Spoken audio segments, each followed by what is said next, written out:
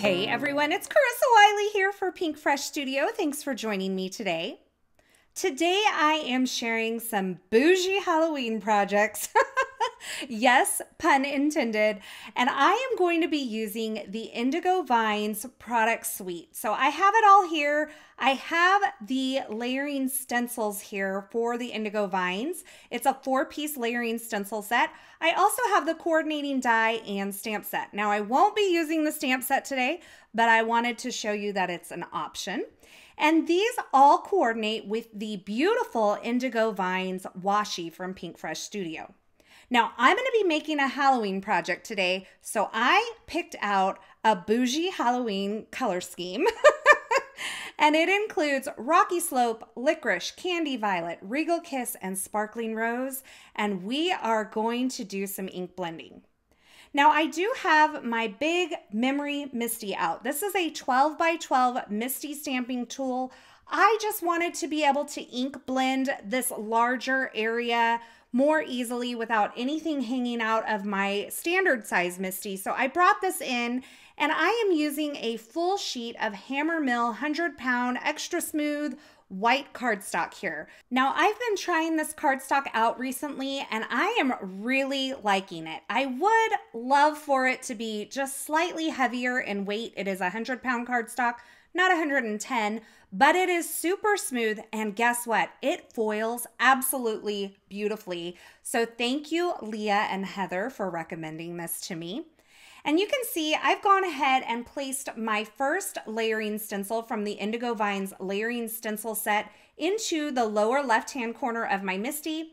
And I'm starting with the Rocky Slope ink, and I'm using an ink blending brush to blend on this lighter gray. Now, if you wanted to go a little bit darker, a little bit moodier, a little bit spookier, you could absolutely move up in color. This is the second lightest, or it's not the lightest, it's the next one in the gray family from Pinkfresh. And then Licorice is the darkest, but you could absolutely use a black ink and then go a little bit lighter. And I believe that color is called Metropolis. So once I have that base layer of Rocky Slope blended, I positioned my next stencil into the lower left-hand corner of my Misty stamping tool again. And now I'm using a blending brush to add my Licorice ink, and you can see those darker gray details. Now the third stencil in this set is the little flowers, and there are just a few of these, and I thought it would be fun to bring in a purpley color. Now I really love Candy Violet. Sometimes I wish it was a little bit more pink. So what I did was add a little bit of Sparkling Rose over this number 3 layering stencil first. And then I went in with the Candy Violet, and I'm kind of mixing those two colors together to create my own custom color. Now for the final step in the ink blending process, I'm going to bring in stencil number 4, and I'm going to add some deeper, darker purple for the detail layer of these florals. And that is Regal Kiss. Now notice by using this Misty stamping tool, I'm able to just position my stencil into the lower left-hand corner of the Misty every single time, and I don't have to tape anything in place. In fact, I'm just using the magnets in my Misty to hold my stencil and my paper in place as I do my ink blending. And you can see when I remove that final stencil, I have a very cool Halloween wreath. I love this color palette for Halloween. And then I can take this full-size sheet of letter cardstock, flip it around, and use some different colors of ink to create a Christmas theme wreath. And you will see a little peek at that project later on in the video. So for my Christmas wreath, I used olive, evergreen, coral reef, passion fruit, and candy apple. Now, once I have my wreaths ink blended, and it was so easy using these layering stencils, I'm going to cut my piece of paper in half so that I can run this through my die cut machine and die cut all of these elements that I've just created. Now, if you want the extra little lines in there, you could absolutely use the Indigo Vines stamp first and then stencil the ink over it to color it in. But I have another plan for kind of the vine lines that you would get from the stamp. So I'm just gonna die cut this out. I'm using that coordinating 1-piece die, and I've held it in place with some removable tape. And you can see this die cuts beautifully, but there are some areas that are kind of blank that would be filled in by the stamp if you chose to use that.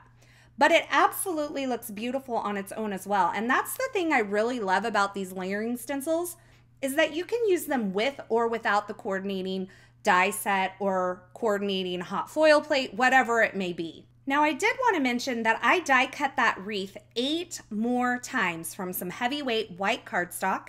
And now I have one of the circles from the diagonal stitched circle set from Pinkfresh Studio, and I'm using that to die cut 2 acetate circles.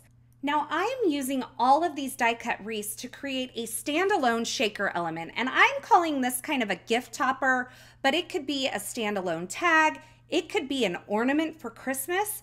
It has a shaker element in it, but it's really versatile. And I'm showing it at the end of this video on top of a couple little packages, and I think that's an adorable way to use it. But you could also do the same thing on top of a card front and make it a shaker card. Now for the areas of this wreath that are not completed by the stamp, that would be if I had used the stamp, I'm using a Zig 2-way glue pen to kind of draw in some vines. And this glue will dry tacky, and I am going to add some pewter foil over these lines in just a minute. So I've gone through, I've added all my vine lines onto my wreath and my extra elements here, and I'm just scooching them aside so that they can dry.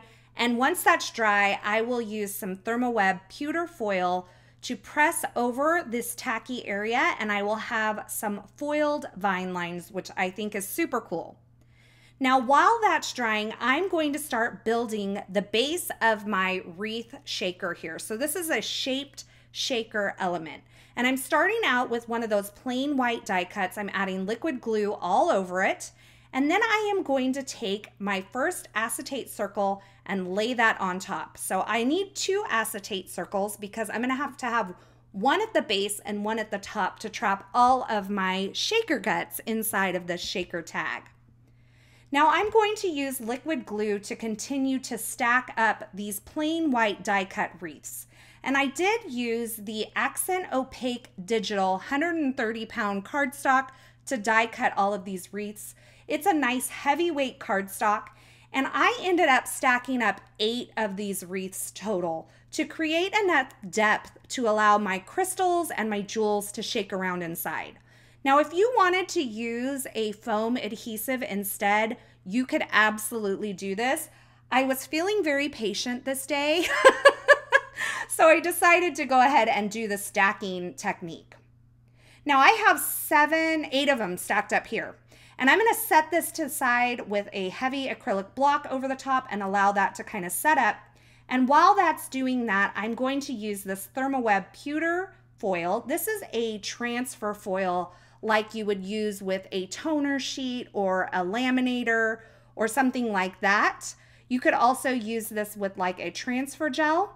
It's a little bit different than the hot foil that we use for our hot foil plates, but you could absolutely use the hot foil that you use with your hot foil plates for this technique as well. So I've just pressed that foil with the pretty side up over the areas where the glue had dried, and because it's tacky, that foil stuck in those areas. Now it's time to fill my shaker wreath here. So I am using some of these gray colored crystals, and I'm also going to mix in some of the light purple jewels from the jewel pack. These are both from Pinkfresh Studio. I'm just kind of mixing it up to bring some more of those colors in. And by the way, I will tell you how I did those letters here in just a moment. I'm kind of going out of order today. So I wanted to make this all make sense. I'm going to build the shaker tag first and then show you the letters. So just hang in there with me. I'll gotcha. So as I put these jewels into the shaker tag element, I am going to make sure that the pretty side is facing up, not the back side. So it did take me a few minutes. And luckily the depth does not allow for these to kind of flip over inside of the shaker tag. So once I have them with the right side up, I can go ahead, add some glue to the top of my stack here. And then I'm going to add my second acetate circle over the top of this. So I am sandwiching the acetate circle between the very top colored layer and the plain white stack behind it.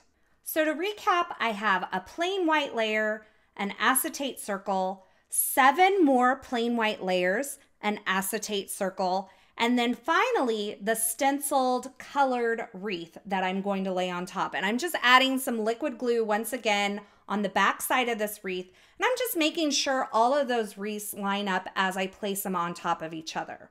This leaves me with a very cool, very sturdy shaker element that I could put on top of a gift package, on top of a treat bag. I can add it to a card. I could use it as an ornament. So it is very versatile, but I think they make great gift toppers. Now I've sped up the video here, obviously, on the blending part to show you how I created these letters. I started with Candy Violet and then I blended on some Regal Kiss, and I'm finishing off with some Licorice ink, and I just blended onto a plain piece of white cardstock. And then I'm going to use the Leah's Ornate Lowercase and the Heather's Lowercase to die cut the word boo from this ink blended cardstock. And this is going to give me some ink blended letters for my sentiment. Now, once I die cut these, I really felt like I needed more depth and darkness towards the bottom. So I used a piece of Post-it tape to hold these letters in place. And then I grabbed a mini or a small ink blending brush. I added a little more licorice to the bottom of these letters. And then I came in with the Regal Kiss and kind of blended to soften the line between that deep dark licorice color and the purple that I already had going on. So I'm not blending over the entire area of these letters. I'm allowing some of that original ink blending to stay behind, but I'm just kind of darkening up the lower part of these letters. Now I've attached these onto a vellum banner, and to the left side of my wreath, I've added some little vellum vines and stems and leaves there, just adding those with a little bit of liquid glue. And I'm going to add this die cut sentiment onto the top of my shaker tag here with a little bit of foam adhesive. Now to finish off my BOO-Jee Halloween shaker tag or gift topper here, I did add a few more jewels and crystals on the top of it, and that just gave it a little more sparkle. And I thought it would be fun to make a second one of these that's a little more spooky than BOO-Jee.